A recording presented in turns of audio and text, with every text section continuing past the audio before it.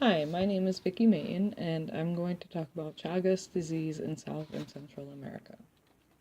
So first things first, we want to talk about the who, what, where, when, and why.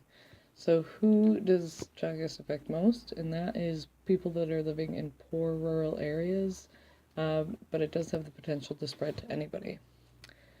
So what is Chagas? It is caused by a parasite that infects both people and other animals, most often through insect vectors. Where does it come from? So, like I said, it's normally isolated in Central and South America. However, it's known to spread worldwide, and now is in the U.S. It was first discovered in 1909 by Carlos Chagas, but the Trypanosome cruzi parasite in the triatomine family have ancestors that date back several million years. And so, why did it become a problem? For millions of years, triatomine bloodsuckers fed on several different animal species, and as humans became more encompassing as far as like being worldwide, and as we took over more wildlife and more habitat, naturally the triatomine began to feed on humans, and so just naturally uh, it the parasite became zoonotic and was able to transfer to humans. And so, like I said, the vectors that are most commonly spreading this T. cruzi protozoa or parasite, which causes Chagas disease, are also what's known as American tryptosomiasis or trypanosomiasis.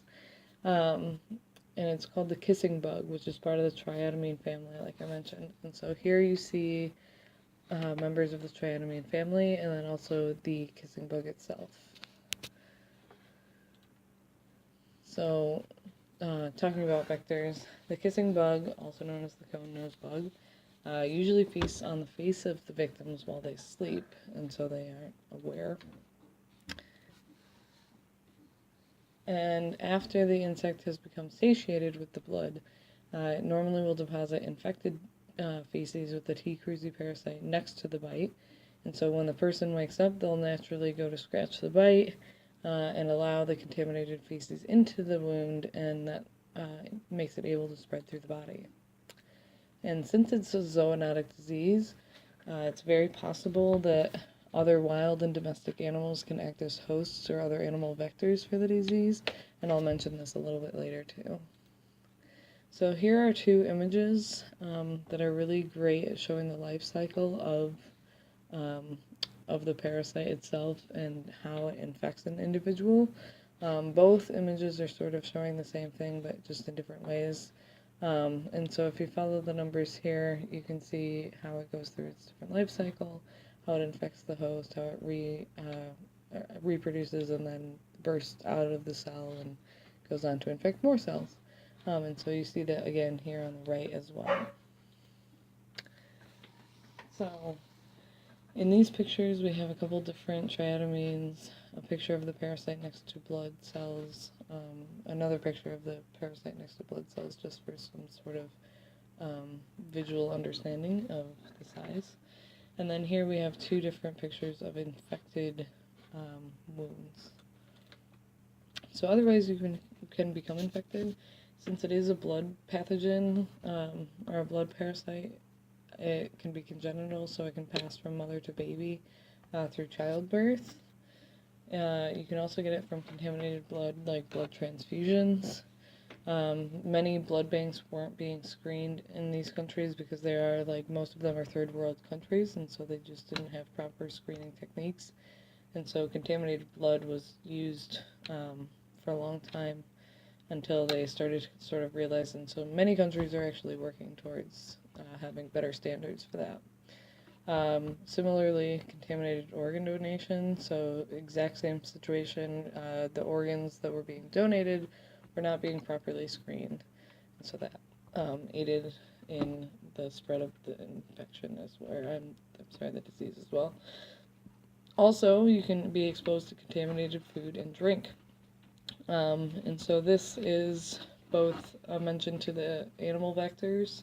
If they have infected fecal matter that touches your food and you don't properly cook your food, or gets into your water sources, your drinking water, or if something is on the fruit, that becomes your fruit juice.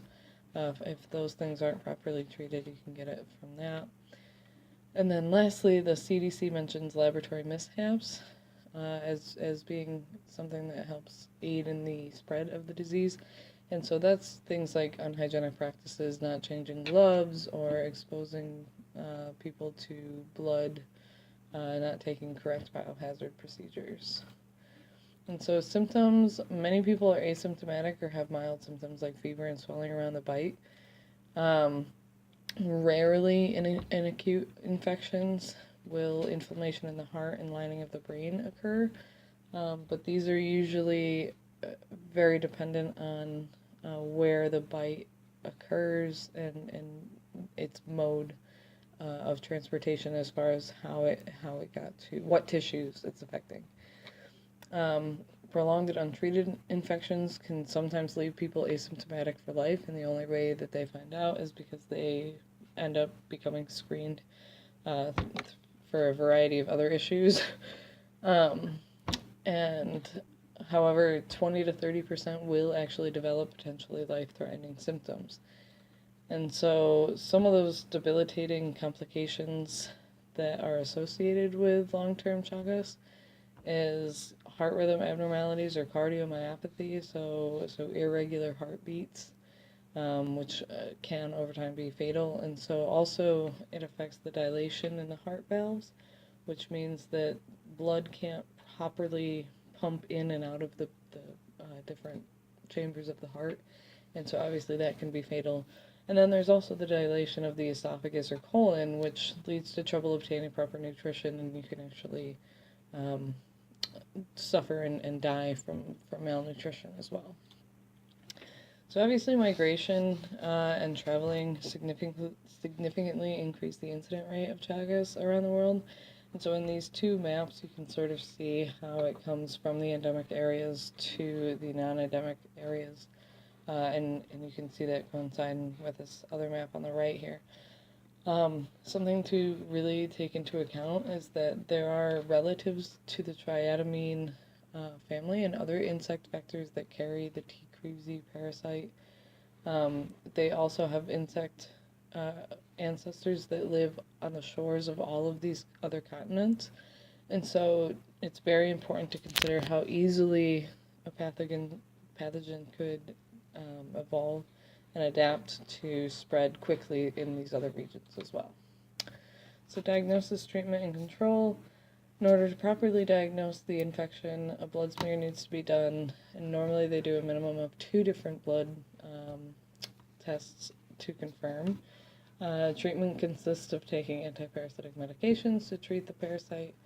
Um, in some cases with those extreme debilitating factors, you do need other necessary treatment, something to help with your cardiomyopathy.